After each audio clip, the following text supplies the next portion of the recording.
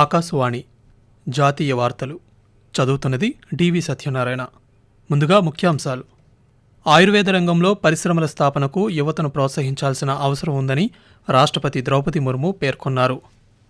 ప్రధానమంత్రి గరీబ్ కళ్యాణ్ అన్న యోజన కింద 2028 వరకు ఉచితంగా బియ్యం పంపిణీ చేసేందుకు కేంద్ర మంత్రివర్గం ఆమోదం తెలిపింది.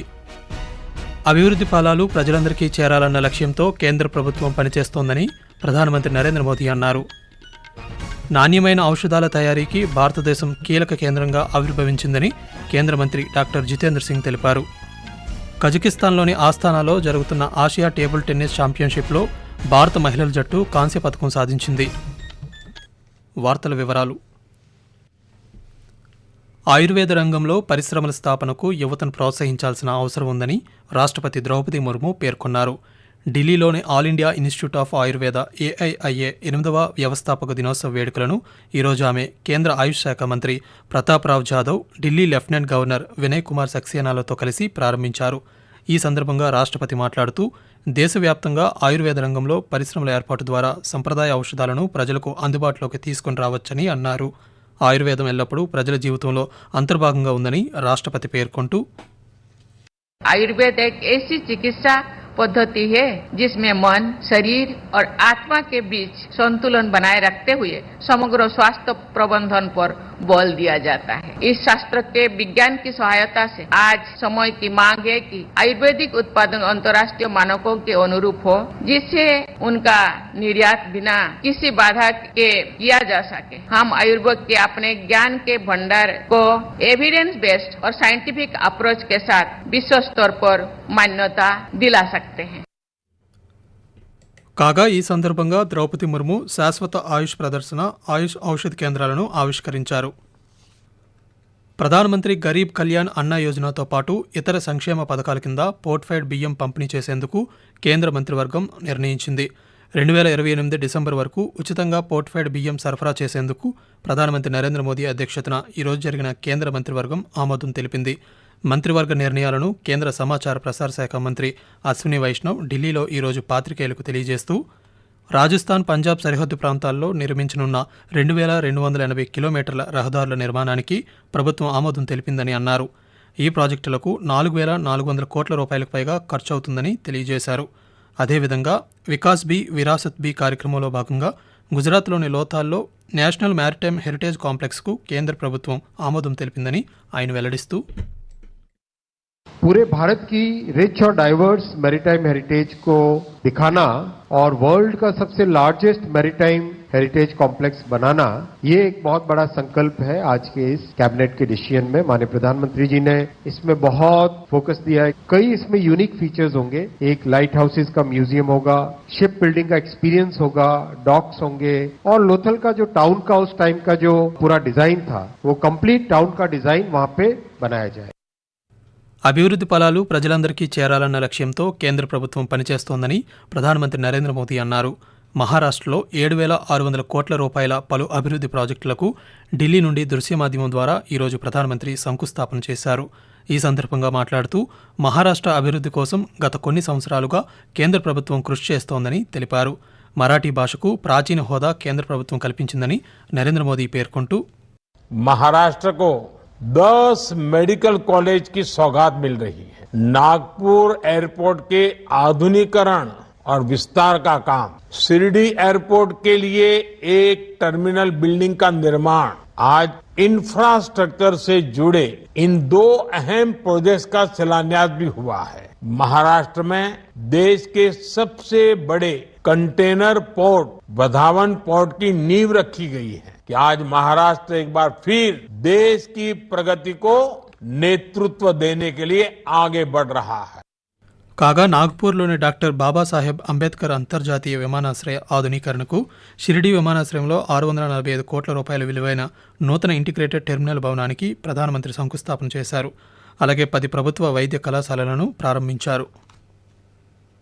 నాణ్యమైన ఔషధాల తయారీకి భారతదేశం కీలక కేంద్రంగా ఆవిర్భవించిందని కేంద్ర శాస్త్ర సాంకేతిక శాఖ మంత్రి డాక్టర్ జితేంద్ర సింగ్ తెలిపారు. ఇతర దేశాల ఉత్పత్తులపైన ఆధారపడకుండా దేశీయంగానే మందుల తయారీకి మేక్ ఇన్ ఇండియా కార్యక్రమం ఎంతగానో దోహదపడిందని అన్నారు. న్యూఢిల్లీలో ఈరోజు జరిగిన 6వ CII ఫార్మా లైఫ్ సైన్సెస్ సదస్సులో ఆయన ప్రసంగిస్తూ, దేశీయ ఔషధ తయారీ రంగాన్ని బలోపేతం చేయడం ద్వారా భారత్ స్వయం సమృద్ధిని పెంపొందించుకోవడమే కాకుండా కీలకమైన ఆరోగ్య సంరక్షణ సరఫరాలు తక్షణమే అందుబాటులో ఉండేలా కేంద్ర ప్రభుత్వం చూస్తోందన్నారు. కాగా ఔషధ ఉత్పత్తిలో భారతదేశం 3వ స్థానంలో ఉందని ఆయన గుర్తు చేశారు.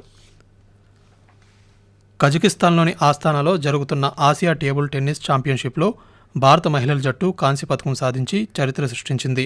మహిళల టీం విభాగంలో దేశానికి పథకం రావడం ఇదే తొలిసారి. సెమీఫైనల్లో భారత్ 1-3 తేడాతో జపాన్ జట్టుపై ఓడిపోగా మరో సెమీఫైనల్లో చైనా 3-0 తేడాతో హాంకాంగ్ చేతిలో ఓడిపోయింది. ఈ పోటీలో ఓడినిద్దరికీ కాంస్య పథకాలు ప్రదానం చేస్తారు. ఆకాశవాణి జాతీయ వార్తలు వింటున్నారు. ప్రధానమంత్రి నరేంద్ర మోదీ రేపటి నుంచి 2 రోజుల పాటు లావోస్లోని వియెంటియాన్లో పర్యటించనున్నారు. ఈ పర్యటనలో భాగంగా 21వ ఏషియన్ ఇండియా సదస్సు, 19వ తూర్పు ఆసియా సదస్సులో నరేంద్ర మోదీ పాల్గొంటారని విదేశాంగ మంత్రిత్వ శాఖ కార్యదర్శి జైదూప్ మజుందార్ తెలిపారు. ఆ వివరాలను ఈరోజు ఆయన న్యూఢిల్లీలో పాత్రికేయులకు తెలియజేశారు. ఏషియన్ ఇండియా శిఖరాగ్ర సదస్సుకు ప్రధానమంత్రి హాజరు కావడం ఇది 10వసారి అని, లావోస్ ప్రధానమంత్రి సోనెక్సే సిఫాండోన్ ఆహ్వానం మేరకు భారత ప్రధానమంత్రి వియెంటియాన్లో పర్యటిస్తున్నారని ఆయన పేర్కొన్నారు. నరేంద్ర మోదీ ఏషియాన్ దేశాల ప్రభుత్వాధినేతలతో కలిసి భారత్ ఏషియాన్ దేశాల మధ్య సంబంధాల పురోగతిని సమీక్షిస్తారని జైదీప్ మజుందార్ తెలియజేస్తూ, In the East Asia Summit, Prime Minister announced the Indo-Pacific Oceans Initiative in the 14th EAS Summit in 2019, and since then we have built convergences with the ASEAN's own outlook for the Indo-Pacific, and we work closely with ASEAN countries on this. 3 ASEAN countries, Indonesia, Thailand and Singapore, and 3 East Asia partners, the United States, Australia and Japan, are our partners in the IPOI. రసాయన శాస్త్రంలో Nobel బహుమతి ఈ సంవత్సరం 3కు ప్రకటించారు. ప్రోటీన్పై అధ్యయనం చేసిన David Baker, Demis Hassabis, John M జంపర్లు ఈ అవార్డును పంచుకోనున్నారని Royal Swedish Academy of Sciences తెలిపింది. RBI deputy governor M Rajeshwara Rao పదవీ కాలాన్ని కేంద్ర ప్రభుత్వం మరో సంవత్సరం పొడిగించింది. ఈ మేరకు కేంద్ర కేబినెట్ నియామకాల సంఘం ఏసీసీ ఆమోదం తెలిపింది. ఈ రోజు నుంచి సంవత్సరం పాటు లేదా తదుపరి ఉత్తర్వులు వెలువడే వరకు ఆయన పదవీ కాలం కొనసాగనుందని ఏసీసీ పేర్కొంది. 1984లో ఆర్బీఐలో చేరిన ఆయన పలు కీలక పదవులు నిర్వహించారు. 2020 అక్టోబర్లో డిప్యూటీ గవర్నర్గా బాధ్యతలు చేపట్టారు. జమ్మూ కాశ్మీర్లోని అనంతనాగ్ జిల్లాలో 2 ఆర్మీ జవాన్లను ఉగ్రవాదులు కిడ్నాప్ చేసిన ఘటనలో ఒకరు మృతి చెందారని ఆర్మీ అధికార వర్గాలు తెలిపాయి. భద్రతా దళాలు కిడ్నాప్ అయిన ఆర్మీ జవాన్ల కోసం సెర్చ్ ఆపరేషన్ చేపట్టిన క్రమంలో కిడ్నాప్కు గురైన 2 జవాన్లలో అహ్మద్ భట్ను కనుగొన్నారు. అనంతనాగ్ జిల్లాలోని ఉత్తరాసులోని సాంగ్లన్ అటవీ ప్రాంతంలో భద్రతా దళాలకు బుల్లెట్ గాయాలతో అహ్మద్ భట్ కనిపించారు. దీంతో ఆ జవాన్ని వెంటనే చికిత్స కోసం భద్రతా సిబ్బంది ఆసుపత్రికి తరలించారు. ప్రస్తుతం ఆయన ఆరోగ్యం పరిస్థితి నిలకడగానే ఉందని, కిడ్నాప్కు గురైన మరో జవాన్ మృతి చెందారని, మృతి చెందిన జవాన్ శరీరంపై బుల్లెట్ గాయాలు ఉన్నట్లుగా గుర్తించామని ఆర్మీ అధికార వర్గాలు పేర్కొన్నాయి. భారత రాష్ట్రపతి ద్రౌపది ముర్ము ఈ నెల 13 నుండి 19వ తేదీ వరకు 7 రోజుల పాటు అల్జీరియా, మౌరిటానియా, మలావి దేశాలలో పర్యటించనున్నారని కేంద్ర ప్రభుత్వ అధికార వర్గాలు తెలిపాయి. అల్జీరియా అధ్యక్షులు అబ్దెల్ మజీద్ టెబౌన్ ఆహ్వానం మేరకు రాష్ట్రపతి ద్రౌపది ముర్ము ఈ నెల 13 నుంచి 15వ తేదీ వరకు ఆ దేశంలో పర్యటిస్తారు.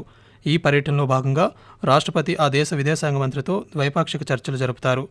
అలాగే ఈ నెల 16 నుండి మౌరిటానియాలో రాష్ట్రపతి పర్యటించనున్నారని అధికార వర్గాలు వెల్లడించాయి. మహిళల టీ20 ప్రపంచ కప్లో ఈరోజు భారత్, శ్రీలంక మహిళా జట్ల మధ్య దుబాయ్ వేదికగా క్రికెట్ మ్యాచ్ కొద్దిసేపటి క్రితం ప్రారంభమైంది. టాస్ గెలిచి బ్యాటింగ్ ఎంచుకున్న భారత్ 8 గంటల సమయానికి వికెట్ నష్టపోకుండా 51 పరుగులు చేసింది. ఈ ప్రపంచ కప్లో భారత్ సెమీఫైనల్కు చేరుకోవాలంటే ఈ మ్యాచ్లో విజయం చాలా కీలకం కానుంది. జాతీయ వార్తలు ముగించే ముందు ముఖ్యాంశాలు మరోసారి. ఆయుర్వేద రంగంలో పరిశ్రమల స్థాపనకు యువతను ప్రోత్సహించాల్సిన అవసరం ఉందని రాష్ట్రపతి ద్రౌపది ముర్ము పేర్కొన్నారు. ప్రధానమంత్రి గరీబ్ కళ్యాణ్ అన్న యోజన కింద 2028 వరకు ఉచితంగా బియ్యం పంపిణీ చేసేందుకు కేంద్ర మంత్రివర్గం ఆమోదం తెలిపింది. అభివృద్ధి ఫలాలు ప్రజలందరికీ చేరాలన్న లక్ష్యంతో కేంద్ర ప్రభుత్వం పనిచేస్తోందని ప్రధానమంత్రి నరేంద్ర మోదీ అన్నారు. ఆకాశవాణి జాతీయ వార్తలు ఇంతటితో సమాప్తం.